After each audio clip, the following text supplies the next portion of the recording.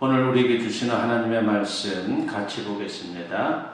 요한복음 6장 60절 말씀부터 71절까지에 있는 말씀입니다. 찾으신 줄 알고 제가 봉독해 올립니다. 제자 중 여럿이 듣고 말하되 이 말씀은 어렵도다. 누가 들을 수 있느냐 한데 예수께서 스스로 제자들이 이 말씀에 대하여 수근거리는 줄 아시고 이르시되 이 말이 너희에게 걸림이 되느냐? 그러면 너희는 인자가 이전에 있던 곳으로 올라가는 것을 본다면 어떻게 하겠느냐? 살리는 것은 영이니 육은 무익하니라. 내가 너희에게 이런 말은 영이요 생명이라. 그러나 너희 중에 믿지 아니하는 자들이 있느니라 하시니 이는 예수께서 믿지 아니하는 자들이 누구며 자기를 팔 자가 누구인지 처음부터 아심이로라. 또 이르시되 그러므로 전에 너희에게 말하기를 내 아버지께서 오게 하여 주지 아니하시면 누구든지 내게 올 수 없다 하였노라 하시니라. 그때부터 그의 제자 중에서 많은 사람이 떠나가고 다시 그와 함께 다니지 아니하더라. 예수께서 12 제자에게 이르시되 너희도 가려느냐? 시몬 베드로가 대답하되 주여 영생의 말씀이 주께 있사오니 우리가 누구에게로 가오리이까? 우리가 주는 하나님의 거룩하신 자이신 줄 믿고 알았사옵나이다. 예수께서 대답하시되 내가 너희 12를 택하지 아니하였느냐? 그러나 너희 중에 한 사람은 마귀니라 하시니 이 말씀은 가로 시몬의 아들 유다를 가리키심이라. 그는 12 중에 하나로 예수를 팔 자라라. 아멘. 오늘 이 말씀을 본문으로 해서 영생을 소유하라고 하는 제목으로 같이 은혜를 나누고자 합니다. 최근 한국교회가 침체기를 맞고 있습니다. 전도하여 늘어나는 신자의 숫자보다 교회를 떠나는 사람들의 수가 더 많아지고 있는 그런 상황입니다. 왜 이들은 교회를 떠나는 것입니까? 오늘 한국 기독교는 많은 문제를 드러내고 있습니다. 그러나 이것이 정말 그 많은 사람들이 교회를 떠난 본질적인 이유라고 봅니까? 오늘 본문을 보면 예수님 당시에도 많은 사람들이 예수님 곁을 떠난 일이 있었다라고 하는 것을 소개하고 있습니다. 본문 66절에 보니까 그때부터 그의 제자 중에서 많은 사람이 떠나가고 다시 그와 함께 다니지 아니하더라 있습니다. 예수님 곁에 모여들었던 사람들 중에 많은 사람들이 예수님 곁을 떠났고 다시는 예수님 곁으로 돌아오지 않았다는 것입니다. 그러면 저들이 예수님 곁을 떠난 이유가 뭡니까? 한마디로 말하면 예수님의 말씀을 이해할 수 없었기 때문입니다. 본문 60절 말씀에 보면 제자 중 여럿이 듣고 말하되 이 말씀은 어렵도다. 누가 들을 수 있느냐라고 있습니다. 48절 말씀을 보면 예수님께서 당신은 생명의 떡이라고 말씀하셨습니다. 그리고 54절과 55절 말씀에서는 이렇게 말씀을 하셨죠. 내 살을 먹고 내 피를 마시는 자는 영생을 가졌고 마지막 날에 내가 그를 다시 살리리니 내 살은 참된 양식이요 내 피는 참된 음료로다 라고 했습니다. 예수님께서 당신의 살과 피를 먹고 마시라고 말씀하십니다. 그래야 영생을 얻을 수 있다는 것입니다. 그런데 저들은 이 말씀을 이해할 수가 없었습니다. 그래서 하나 둘씩 예수님 곁을 떠난 것입니다. 그러면 저들이 예수님의 말씀을 이해하지 못한 이유가 뭡니까? 첫째는 영적 무관심 때문입니다. 지금 예수님 앞에 나온 사람들은 오병이어의 놀라운 이적을 직접 목격한 사람들입니다. 그리고 주님께서 나누어 주신 그 놀라운 떡과 물고기를 먹어본 사람들입니다. 그러다 보니 저들은 먹고 사는 문제를 해결해 주기를 기대하면서 예수님께 나와왔다라고 하는 것입니다. 6장 26절 말씀에 보면 예수님께서 이 점을 예리하게 간파하시고 이런 말씀을 주십니다. 너희가 나를 찾는 것은 표적을 본 까닭이 아니요 떡을 먹고 배부른 까닭이로다 라고 했습니다. 저들이 예수님을 찾은 이유는 세상적 관심 때문이지 영적인 관심 때문이 아니다라고 말씀을 합니다. 실제로 저들은 삶의 무게를 지탱하기 힘든 사람들이었습니다. 로마 제국의 식민시대를 살아가는 사람들이다 보니 얼마나 힘들었겠습니까? 그리고 거기다가 소외되고 무시당하는 갈릴리 지역 사람들이었습니다. 그러면서 온통 저들의 관심은 먹고 사는 문제에만 쏠려 있었다라고 하는 것입니다. 그러다 보니 영적인 것에 관심이 없었습니다. 그런데 예수님은 온통 영적인 문제에 관해서만 말씀을 하시는 겁니다. 정말 관심이 없는 문제에 대해서만 말씀하시니까 더 이상 예수님 곁에 있을 이유가 없었다라고 하는 것입니다. 그래서 예수님 곁을 떠난 것입니다.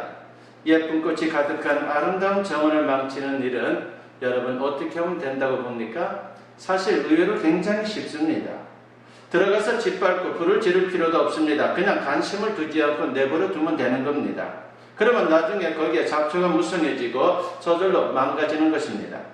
우리 신앙을 망치는 일도 의외로 간단합니다. 방탕한 생활을 하고 치명적인 죄를 저지를 필요도 없습니다. 영적인 일에 관심을 두지 않고 그냥 바쁘게 하루하루 살아가면 되는 겁니다. 예배 간격이나 말씀 묵상이나 기도하는 일에 관심을 끊으면 됩니다. 그러면 우리 영혼은 자연스럽게 메마르게 되고 점점 주님 곁을 떠나게 될 것입니다. 영적인 무관심이 무서운 것입니다. 사실 오늘도 교회를 떠나는 사람들 중에는 대부분 영적인 무관심 때문에 교회를 떠납니다. 세상 사는 것이 바빠서 영적인 관심을 잃어버리면 안 됩니다. 코로나19가 무서워서 영적인 관심을 잃어버리면 안 됩니다. 관심을 잃어버린 정원이 망가지듯이 영적인 관심을 잃어버린 신앙은 피폐해질 수밖에 없는 것이고, 그러다가 결국은 예수님을 떠나게 되는 것이고 결국은 또 망하게 되는 겁니다. 스페인 출신의 성악가 호세 카레라스라고 하는 분이 있습니다. 그분이 1987년 6월에 자신이 백혈병에 걸렸다라고 하는 것을 비로소 알게 됩니다. 그 견디기 어려운 골수 이식 수술과 그리고 항암 치료를 받으면서 생사의 갈림길을 넘나들었습니다. 그러나 투병 생활 중에도 그는 무대 위에 서게 되었는데 노래를 하기도 전에 모든 관객들이 기립을 해서 열렬한 박수를 보내곤 했습니다.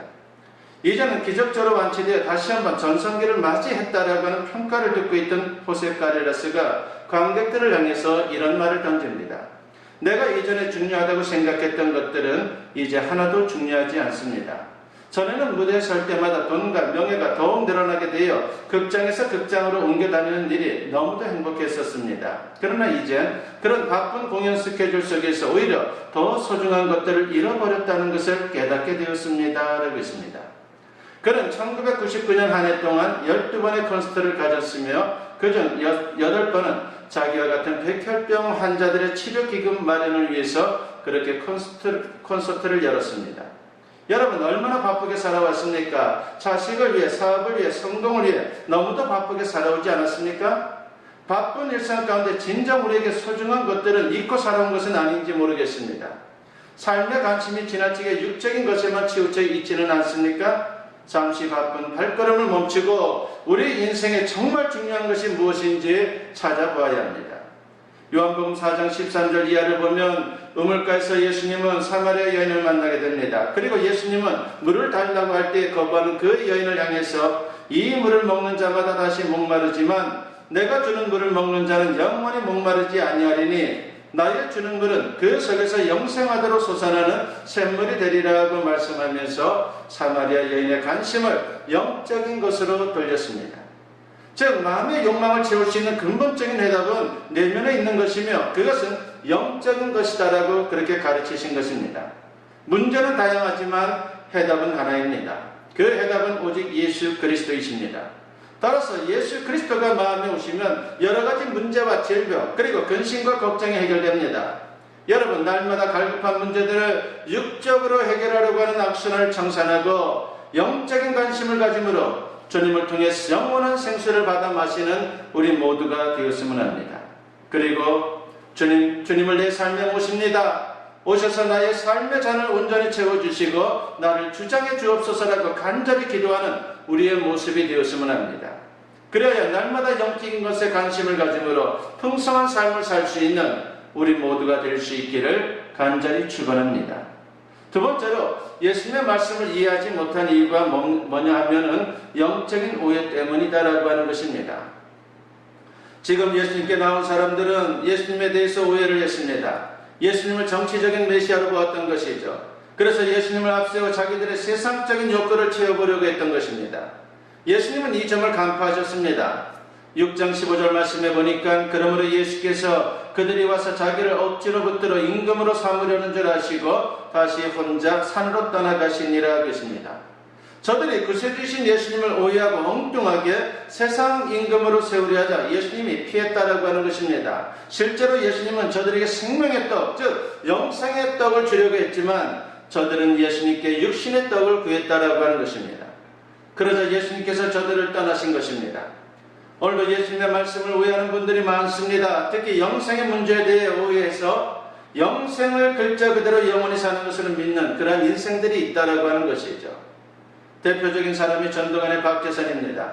자기는 죽지 않으므로 자기를 따르는 사람들도 죽지 않게 될 것이다라고 그렇게 공언을 했습니다. 그런데 어떻게 되었습니까? 박재선은 이미 죽었습니다. 전두환 출신 조희성은 아예 영생교라고 하는 사이비 종교를 만들었습니다. 그리고 사람이 죽는 것은 종교가 아니다. 영생교에 다니면 영원히 죽지 않는다라고 그렇게 가르쳤습니다. 그런데 조희성도 이미 죽었습니다. 온갖 못된 짓 다 하고 죽은 것입니다. 그리고 전두관에서 한 수 배운 신천지도 마찬가지입니다.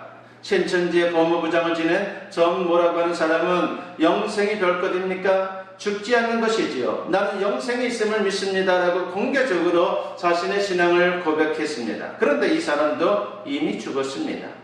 그렇습니다. 영적인 노예가 무서운 것입니다. 사실 교회를 떠나는 사람들 중 영적인 노예 때문에 교회를 떠나는 사람들이 많다라고 하는 것입니다. 특히 이단에 빠지는 사람들이 그런 것이죠.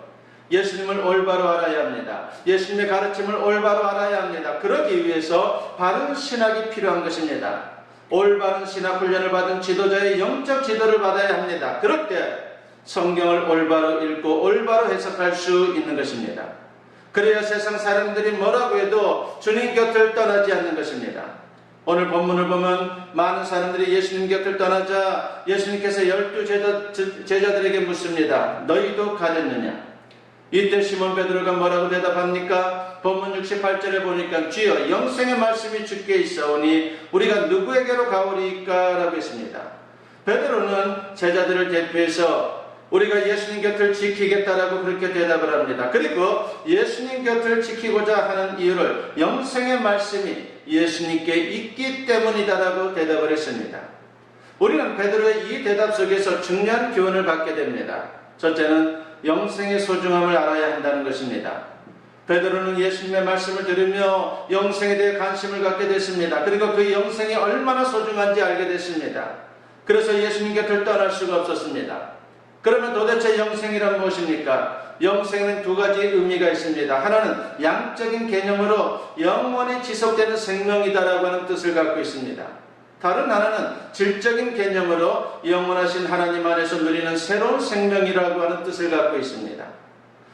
마가복음 10장 30절에 보면 이런 말씀이 있죠. 현세에서 집과 형제와 자매와 어머니와 자식과 전토를 100배나 받되 박해를 겸하여 받고 내세 영생을 받지 못할 자가 없느니라고 했습니다. 그렇습니다. 성경에서는 주로 영생은 내세에서 믿는 사람들이 누리게 될 생명으로 사용되고 있다라고 하는 것입니다. 그런데 성경 여러 곳에서는 영생은 내세에서만 아니라 현세에서도 이미 얻을 수 있고 누리는 생명이다라고 그렇게 말씀을 합니다.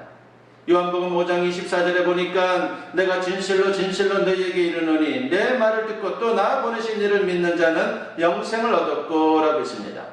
그리고 요한복음 10장 10절 말씀에는 도둑이 오는 것은 도둑질하고 죽이고 멸망시키려는 것뿐이요 내가 온 것은 양으로 생명을 얻게 하고 더 풍성히 얻게 하려는 것이라고 했습니다. 결국 영생이란 예수님을 믿는 사람들이 받게 되는 새로운 차원의 생명이다라고 하는 것입니다. 이 새로운 생명은 내세에 온전히 누리게 되지만 이 땅에서도 예수님과 동행하면서 맛보고 누릴 수 있는 생명이다라고 하는 것입니다. 그러면 구체적으로 영생을 누린다는 것은 무엇입니까? 요한복음 17장 3절에 보면은 영생은 그 유일하신 참 하나님과 그가 보내신 자 예수 그리스도를 아는 것이니이다 라고 했습니다. 그러니까 영생은 생명의 근원이신 하나님과 우리에게 생명을 주시는 예수님을 아는 것입니다. 여기서 안다라고 하는 말은요 단순히 지식적으로 아는 것이 아닙니다. 친밀한 인격적 교제 안에서 전인적으로 아는 것입니다. 그러니까 영생이란 하나님과의 친밀한 인격적 교제 안에서 하나님을 알고 그 안에서 누리는 새로운 차원의 생명인 것입니다. 대부분의 사람들은 많은 상처와 고통을 가지고 이 세상을 삽니다. 또 한치 앞을 내다볼 수 없는 미래 때문에 불안해합니다. 그래서 사는 게 아닌 그런 삶을 살고 있습니다. 그러나 예수님을 만나면 우리 인생이 달라집니다. 예수님 안에서 과거의 모든 죄와 허물을 다 털어버릴 수 있습니다. 그리고 과거의 마음속 깊은 곳에 있는 상처들을 다 치유받을 수 있습니다. 뿐만 아니라 오늘 인생의 무거운 짐을 예수님께 다 맡기면서 참된 쉼을 누릴 수 있는 것입니다. 더 나아가 미래에 대한 불안을 다 떨쳐버릴 수 있습니다.